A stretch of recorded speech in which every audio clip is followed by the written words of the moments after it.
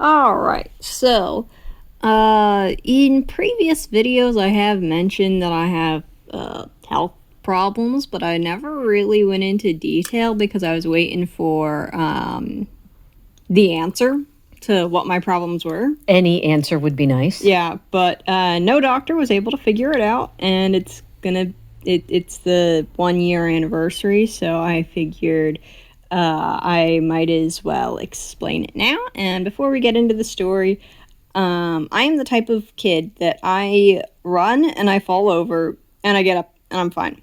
I don't cry. I'm very, very good with pain. She would just pop up and say, "I'm okay."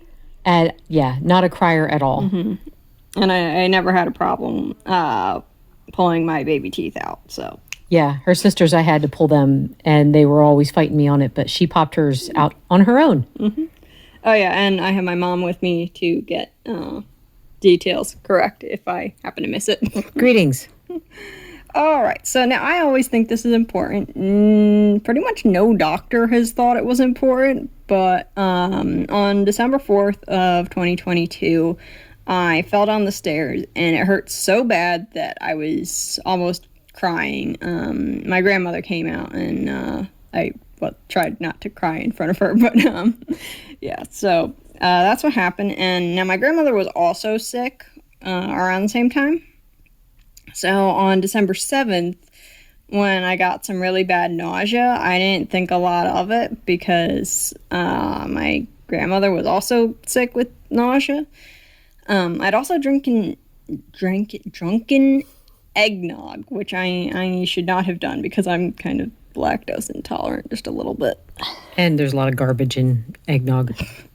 Anyway, so I was very reluctant to see the doctor.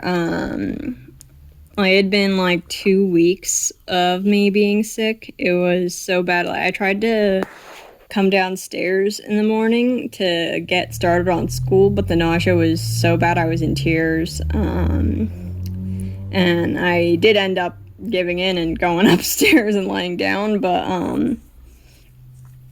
yeah, that was very, very rough times. I still tried to come downstairs for dinner and other things, but it did not go very well. So on the 28th, I went to see the doctor, and we planned an ultrasound for January 10th, but that ended up got canceled because everyone had COVID. So that was fun. It actually didn't hit me that bad, but Whatever. Yeah. So instead we got the ultrasound on the 18th, and that was terrible. I have it labeled in the list of events as nightmare ultrasound because it was probably one of the most painful things I've ever went through. This is the point where you should talk about how it feels to have your stomach pressed on. Yeah, it hurts like a lot if you press on my stomach. Even like sometimes even just some of my blankets resting on it is too much. So I need to not wear blankets. So if blankets on her stomach hurts, then you can imagine that them using an ultrasound to check out her internal organs was insanely painful. So, but they couldn't see anything wrong with the ultrasound. They said they couldn't see my pancreas, which I think around here we started suspecting that it was pancreatitis. Yeah. So instead we got a CT scan, and I had to drink the, what are those called? I had it a second ago, but it's gone now. Well, I had to drink... It's a dye. Yeah, I had to drink a dye, and that was absolutely horrible because... Contrast. It's called contrast. Sorry. So I had to drink a contrast, and that was terrible because it doesn't... my stomach doesn't like pressure on the outside. It also doesn't like pressure on the inside, so I can't eat that much. So I got a CT scan on January 25th, and then the doctor said it looked like I had appendicitis or the beginnings of it. So I got sent to the ER, which... Immediately that same day. Yeah, I was actually we'd just gotten home from the CT scan and I was napping. And then my mom woke me up and she's like, okay, let's go. And I was so confused as to where we were going. But yeah, it was probably one of the worst days of my entire life. They did another ultrasound while I was there, and that was more painful than the first ultrasound. But they didn't think that I had appendicitis, so they sent me home. So then they got me in to see a GI. Yeah, actually, her appointment for the GI was supposed to be later, but thankfully the ER doctor's like, we need to get you in sooner. And we're like, yes, we agree. Can we please get this done faster? So that was at least some good that came from the ER visit was, let's get you in quicker to see the GI doctor. But yeah, I'll let Faith tell what happened there. So the GI, we went to see them on February 21st, and at this point we were fairly sure that I did have pancreatitis and possibly appendicitis in addition to it. But oh boy, that lady, yeah, she didn't really listen. Do you want me to talk about that part? Yeah. So we described to the doctor what happened. The problem was she would say something that was incorrect. I would tell her what actually happened, and then she would repeat the first thing that she said. And I would try to correct her again, and she'd move on to the next thing. So she wasn't actually hearing anything. When I told her that she had lost some weight, the doctor said, no, she hasn't. Look, here's her last visit. And it's like, okay, she had gained some weight from her last doctor's visit, so therefore she had still lost weight, but the doctor dismissed that. They also had the information for her electrolytes, and the doctor was blaming low electrolytes. And I'm like, how can you blame low electrolytes when you've got the information right there that says her electrolytes are fine? She also blamed her possibly having low blood pressure. Or a weird fluctuation in blood pressure, but that also was wrong because she had the evidence in front of her that her blood pressure was fine. They had ran the blood pressure machine on her the entire time she was in the ER. She was fine. There was nothing wrong with that. Then the doctor, when my husband was asking her, well, could it be pancreatitis? She's like, oh, no, her numbers would be way off if it was pancreatitis. And it's like, well, okay.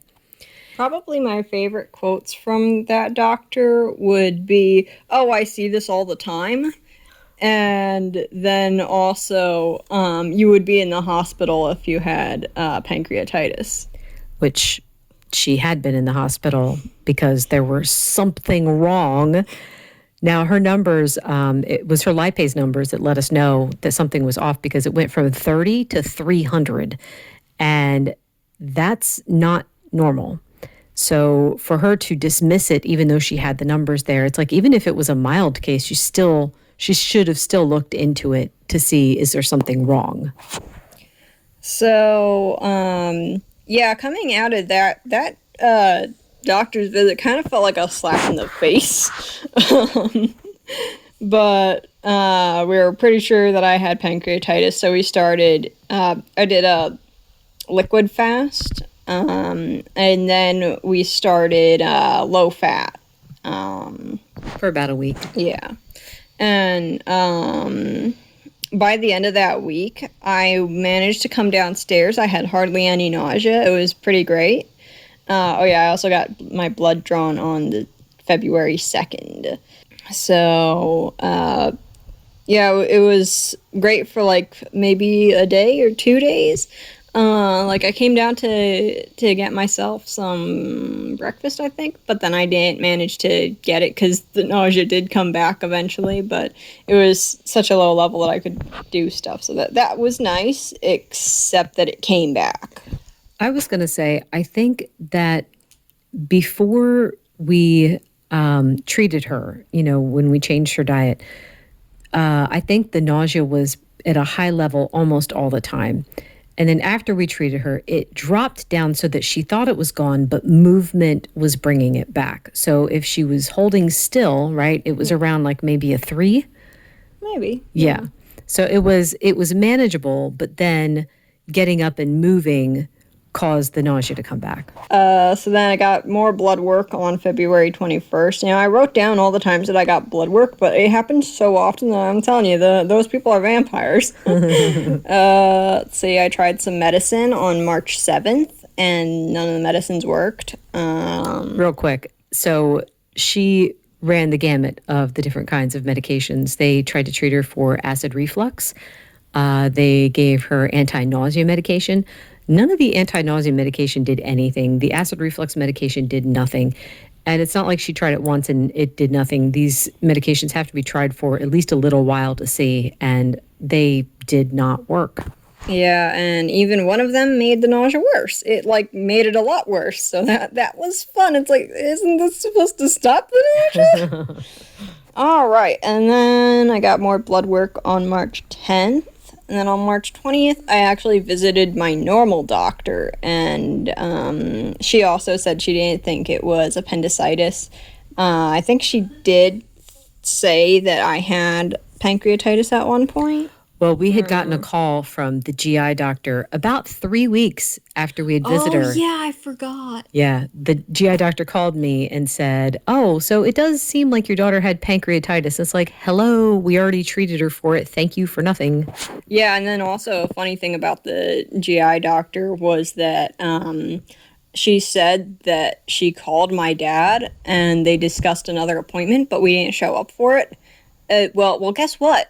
She didn't call my dad, so we have no idea who she was talking to. Yeah, that actually happened twice where she claimed that she had done something and there was no record on the chart. There was nothing to show that she had ever talked to us or sent us messages or anything like that. So, yeah, we're never going back to her again.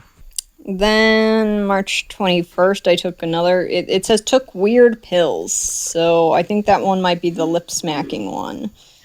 You should explain that a little bit. Yeah, so there was this pill that I was supposed to take. I don't remember what exactly it was supposed to do, but it said one of the side effects was uncontrollable lip smacking.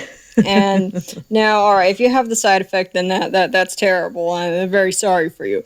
But it just sounds really funny. Like what nerve is that hitting that it makes you smack your lips? Yeah. Okay, and then March 23rd, I got more blood work. April 5th, I got even more blood work.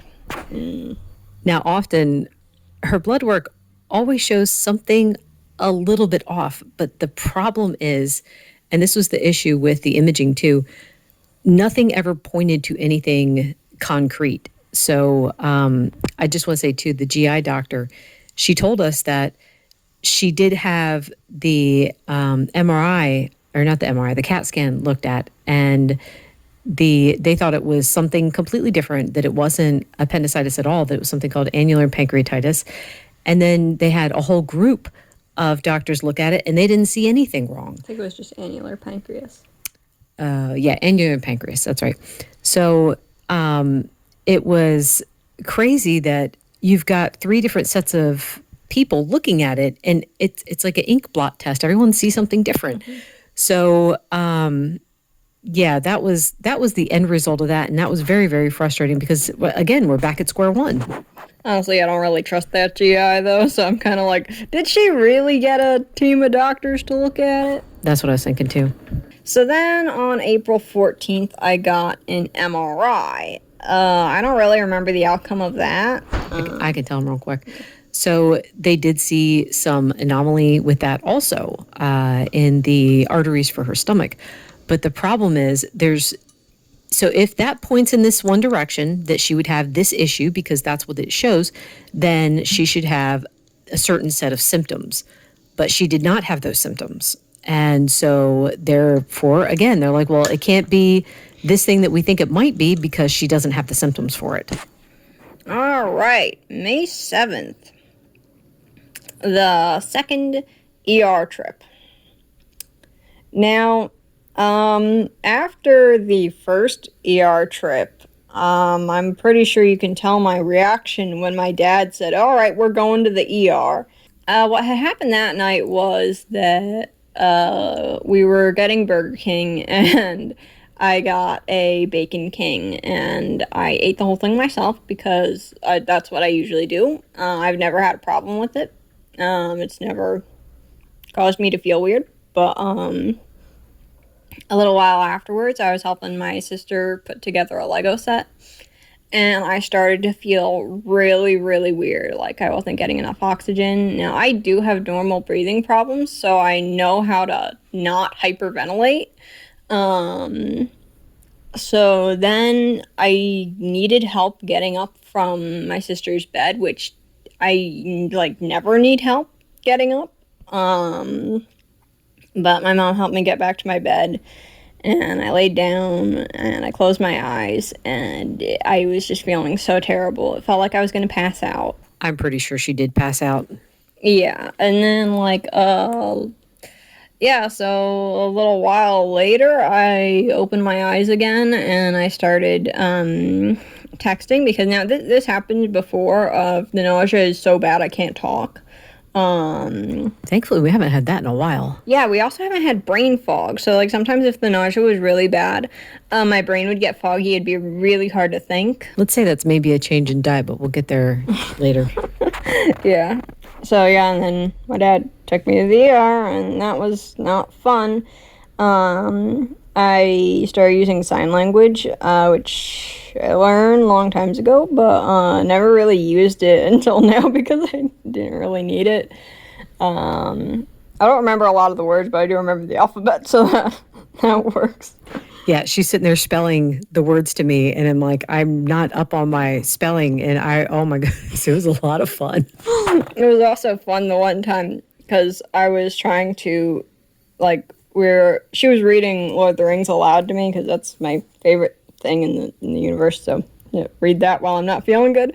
But she was wondering something about Gandalf, so I was trying to say that he was a messenger of the Valar, but she thought I was trying to say he was valiant. So that was fun. So yeah, they didn't do an ultrasound on me that ER trip, so that was also nice. I don't think they really did a lot, but that was the weird trip where they didn't draw any blood. Yeah, they didn't really. They didn't do anything except for check your blood pressure. Mm-hmm. Yeah, but then the doctor, she said, oh, hey, there's like this diagnostic clinic that our hospital started up not too long ago. So we managed to get an appointment with them. So that was... Yeah, I was going to say, so the idea with the diagnostic clinic is they were supposed to look at all of the information that you had so far and try to come up with a diagnosis. So, I mean, rather than just us being bounced from one specialist to another specialist, here they're looking at the entire picture of everything, to see if they could figure something out. So we had not exactly high hopes, but we were really hopeful. May 25th, I got more blood drawn. June 8th, I have listed that I fell. So I'm a very big klutz, and I used to fall a lot, but since I got sick, I've tried not to because my stomach does not like jolting. I can't go on car trips unless it's absolutely necessary because my stomach will feel kind of like it's been blended up with a food processor, the food processor, and it takes me days to recover. So, yeah, I can't really leave the house. June 14th. Now, my mom, I think, had noticed that it seemed like my stomach was, swollen. It looked puffy. So my dad suggested that we put, cold towels on my stomach, and see if that does anything. And I didn't really pay attention to it when he first recommended it because I was like, it might help, but then again, it might not. But then June 14th, I did start because I was feeling like really bad that day, I think. Yeah, that was rough. Yeah, so the towels were fantastic. It made me feel better. I also felt like I couldn't survive without them, though, and I didn't like that feeling. So then June 22nd, we did get in to see the diagnostic clinic, and she thought I had something called AMPS, so amplified musculoskeletal pain syndrome. Yeah. So it's where your nerves are thinking that they're getting hurt like the same way that they were getting hurt like previously, like due to a sickness or something. And it's just sending it to your brain constantly. So the treatment would be desense. So you just do a lot of things in the area that you're getting the pain, and that would. It's supposed to try to rewire your brain to stop overreacting, because it's like, okay, so the problem is done, you are healed, but your brain, this is the theory. There's no test that they can do to show that this is what's actually going on. It is still a theory, and the only way you know if it works is if you try it. So we did try, and I have listed that I stopped it in August, because if I recall correctly, my dad, he was looking for videos of other people who had it, and it was just so hard to find anything about this. And it is new, but Well, we'll say newer as in like the last decade, but we could only find a video of two people who had actually been helped by it. There were other people who were not fans. so yeah, so we stopped that in August, and I don't have a date written down. I don't know why, because most of the other ones I have the exact dates. I just want to point out too that she was doing really well with the desense exercises, and the idea is you keep building up over time. Like, you have a certain amount of exercise that you're doing, and you keep building up, and that should work. However, when her cycle came, that just completely obliterated her doing anything. She was in so much pain, so she had to stop for that, and then it took a while to restart, and she was really discouraged, thinking, how am I ever going to get ahead if I have to completely restart once a month? So in August, when we said she could stop, I think it was kind of a relief, because there was no progress being made. But we did shift gears mentally. Yeah, because before that I had like no hope. Which a year before, I think, or maybe it was even, yeah, I think it was a year before. I'd gone with my mom to the ER because she was having this weakness issue. No doctor has been able to figure her problem out. So we went to the ER because she was really not doing well, and they didn't figure anything out. So that kind of set me up with the mindset of there's a lot that doctors can't do. Yeah. So I wasn't very surprised when nobody could figure out my problem either. But the AMPS diagnosis definitely gave me hope. That she could actually do something about it. So yeah, and then my mom is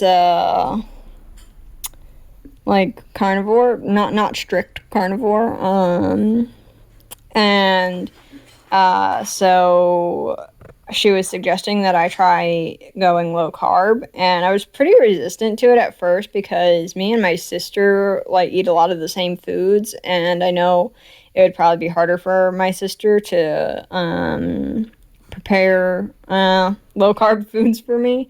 But on September 14th, I did start low carb, and I've been doing it since then.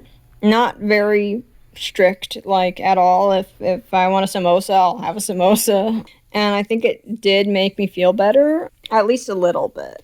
So, just to interject here real quick. So when we stopped the desense,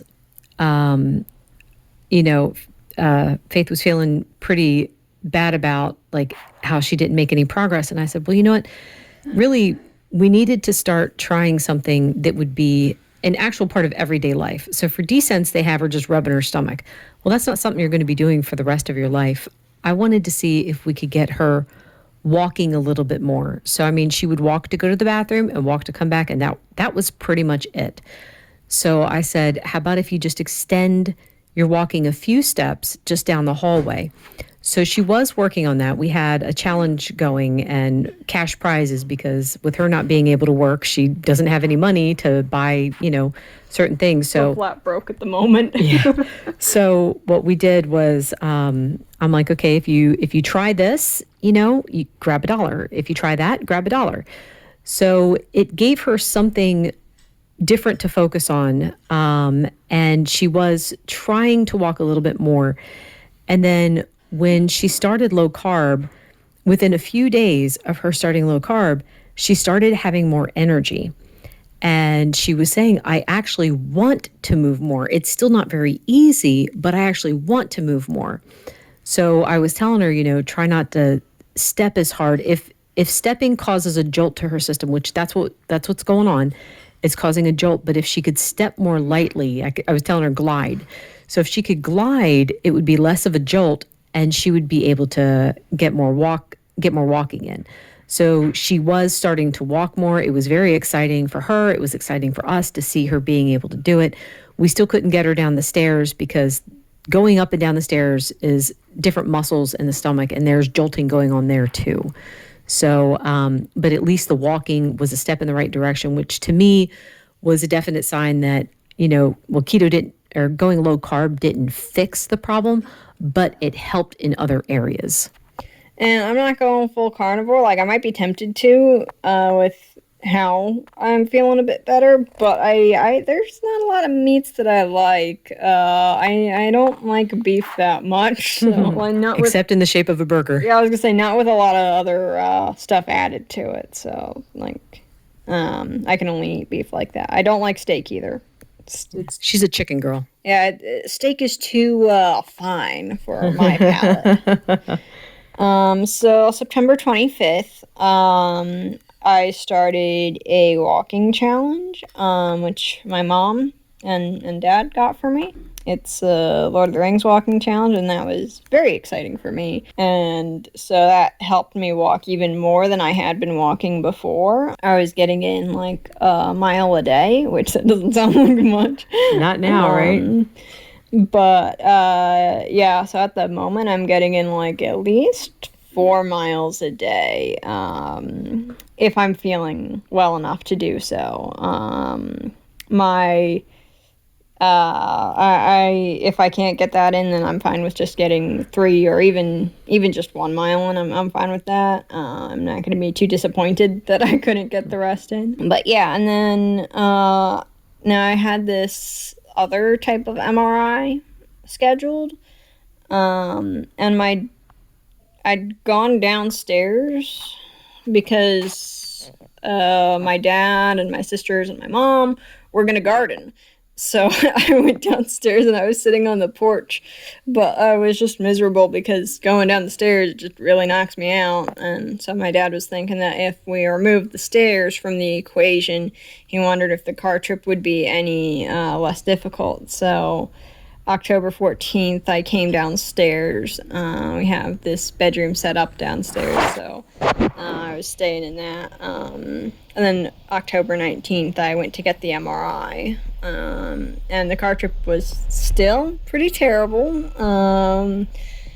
It took me quite a while to recover from that. It was a full week before she finally felt well enough to pick back up the walking. Yeah, so yeah, that was definitely a fun experience. Since then, I'm just like, yeah, I'm not ready to do car trips yet. I'm just, nah. So yeah, that would just be now, I guess. Well, just want to say too, the MRI showed nothing wrong. Yeah. So here we are again, back at square one. So that's pretty much the end of the story. It's just we still don't know what's wrong. Maybe I am getting better, but it's just moving at the pace of a snail. Well, if you look at it from just where you were like 3 months ago, the fact that you're walking 4 to 5 miles a day now is a massive improvement, even though you still have the nausea. Mm-hmm. One of the things that they had said at the Descents, which did make sense to us, is that it's not actual nausea that she's dealing with, because nausea would keep you from eating. And I mean, sometimes it does keep her from eating, but in general, she's eating, her digestive system is fine, everything's working properly. What they said though was that sometimes your system will translate pain into nausea.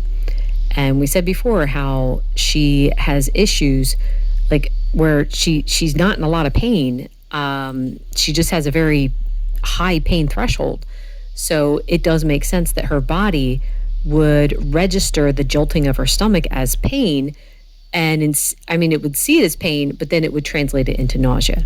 So we have read other people who have the same kind of problem. So yeah, we're not sure what to do next. I mean, for now, it's just chugging along, right? Yeah, because I don't want to see any more doctors. I don't want to go for any more testing because I don't want to go through a lot of pain just for it to be nothing. Like when my dad came in and told me, "Oh, hey, so the MRI showed that nothing was wrong." That was kind of like, oh, that's nice. That's nice. I just went through all that pain for absolutely nothing. So yeah, I just want to wait it out. We'll see. So now I have a question for you. Now it's been a rough year. Yeah. Can you talk of any good that has come from this? Yeah, so I think I'm a lot closer with my sisters. Like, I mean, we've always been close, but me and my older sister, like, we don't argue nearly as often as we used to. Like, now I didn't really argue very much with my middle sister. It was always the oldest that I would have problems with. But yeah, I think we don't argue as much anymore. I'm really close to my middle sister. We spend pretty much all our time together, and yeah, I really enjoyed all the things that I've watched in the past year, and I got to read The Silmarillion, which I've been wanting to read for a while. I just never really got the ability to. Yeah, just like it's been really nice being able to have the time to do pretty much anything I want. I mean, sometimes I do get bored because I have too much time. Also, I think the boredom comes too when you can't use your hands. Yeah, because I have tendonitis, so if I can't draw then or play video games, and that. Oh yeah, I also blew through a video game series that my mom used to play for me, and I actually finished it because she did not finish it. So that was a lot of fun too, and yeah, I've learned a lot of stuff. So that's. So from a mother's perspective, I can say too that, you know, I'm not trying to put her down or anything, but she used to complain a lot about just various things. And that, it's funny because I always used to tell her, it's like, you need to be thankful for what's going on because things could always get worse. And she has adopted that same idea now, where if she sees someone complaining about something and she's thinking like, you know, well, in comparison to me being stuck in bed for a year, you know, your life seems pretty good. But she won't say that. She'll say, you know, things could get worse, and it's good to be thankful because being thankful, you know, will make you feel better. And because of that, that actually helps the rest of us. Her attitude, in spite of what's been going on, has actually been helpful to us to say, well, what in the world do I have to complain about? I can move about and I don't have any problems and stuff. So that's been helpful. And then I would also say too that I have noticed that our relationship has gotten better. Oh yeah, because like before I would just like I would